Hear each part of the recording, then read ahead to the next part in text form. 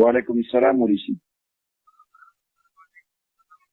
صاحب جوړې مولوي خیر د تخې جوړې صاحب د خدای ستاسو کتاب کې مو ویلي احقاق الحق څلورم جلد کې که نه ها چې امام صاحب الله سبحانه وتعالی په خوب لیدلی دی څنګه لیدلی و څنګه لیدلی او تاسو وایئ چې الله دپاره وجه او دا نشته نو څه لیدلي یو بنده ته ځان کاره کولی شي او موږ هم داسې دعوه نه کړو زه خپله جیل کې وم نو ما یو پیر خپل رب په خوب کې ولیده داسې السلام علیکم ورحمت الله. محترم ورونو، یو ځل بیا ستاسو په خدمت کې د رحیم الله او د دوی د پارټۍ دروغ داسې محترم ورونو چې دوی زموږ یو کلیپ راخیستی دی چې هغه کې موږ رحیم الله سره خبرې کړې، مشهور کلیپ چې ګلونه یې پکې باد کړي دي او د کنزلو یو ډکشنري جوړه کړې ده چې ناشنا کنزل یې پکې کړي. کلیپ تاسو په یوټیوب او زموږ په صفحه کې کتلی شي چې دی مناظر اسلام دی. نو ما هغوی ته ټلیفون کړی او دغه رحیم الله ته چې ګوره ته خو وایې چې د الله سبحانه وتعالی لپاره وجه صفت نشته دی، الله سبحانه وتعالی لپاره مخ صفت نشته دی، لاس نشته دی، نو ته خو وایې چې ستاسو امام صاحب ابو حنیفه الله په خوب کې لیدلی. دا دوی کتاب دی احقاق الحق د رحیم الله کتاب دی چې د خرافاتو نه ډک. دې کتاب کې لیکي چې امام ابو حنیفه رحم الله سل ځلې الله رب العزت په خوب کې لیدلی دی. دا خو لا پرېږده، د دوی دا عقیده ده چې الله سبحانه وتعالی په ویښ هم لیدل کېږي. دا کتاب دی فضائل اعمال، دې کې 1501 صفحه ده. وایي لیکي وایي ہمارے حضرت مولانا شاہ عبدالرحیم صاحب دا زمون پیر دی، وایي اس وجہ سے استنجا نہیں جا سکتے تھے کہ ہر جگہ ان کو اللہ کا نور دکھائی، یعنی الله به ورته ښکارېده. ځکه دوی د وحدت الوجود عقیده ده، یعنی الله به ورته باتروم کې معلومېده نو باتروم ته هم نه ته. نو موږ دا نه وایو چې په خوب کې الله سبحانه وتعالی نه لیدل کېږي.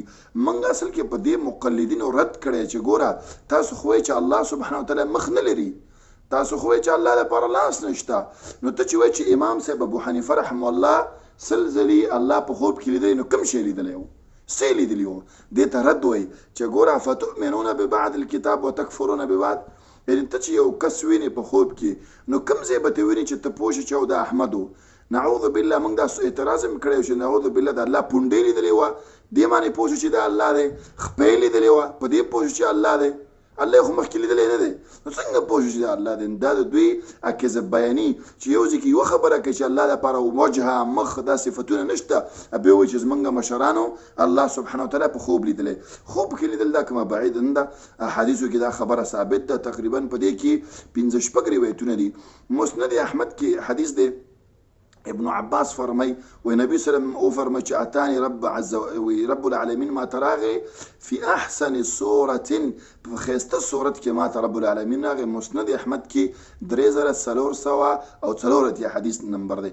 همداسې په دې مسند احمد کې 2115 حدیث دی. عبدالرحمن بن عیاش فرمای و سمعت رسول صلی الله علیه وسلم یقول رأیت ربی فی احسن صورة، وای ما خپل رب العالمین په ښایسته صورت مې ولیده. همداسې په دارقطني کې دا روایت نقل دی، دغه فرمای ام طفیل د کعب بن مالک زوجه ده فرمای و نبی سلم داسې وفرمایل چې انه رأى ربه عز وجل في نوم في صورة شاب، وی الله سبحانه وتعالی د یو ځوان په شکل کې ما رب العالمین په خوب کې ولیده. زموږ نبی علیه السلام دا خبره کوي. همداسې د دغه نه نقل دی د ابن سیرین نه فرمای من رأى ربه في المنام دخل الجنه، چا چې رب العالمین په خوب کې ولیده جنت ته به داخلېږي.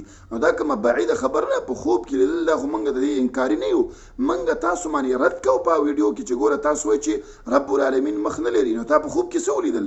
بله چې تاسو دا دوکې چې ګوره یو طرف نه د قرآن او حدیث انکار کوئ چې الله قرآن کې وایي زه وجه لرم مخ لرم، حدیث کې راځي نبی صلی الله علیه وسلم چې هر جمعې په ورځ به د الله دیدار کیږي. نبی صلی الله علیه وسلم چې جنتیان ته به الله وایي چې زه تاسو باندې غټ نعمت ونه کړم، وایي غټ نعمت د جنت به دی چې د الله دیدار به کیږي.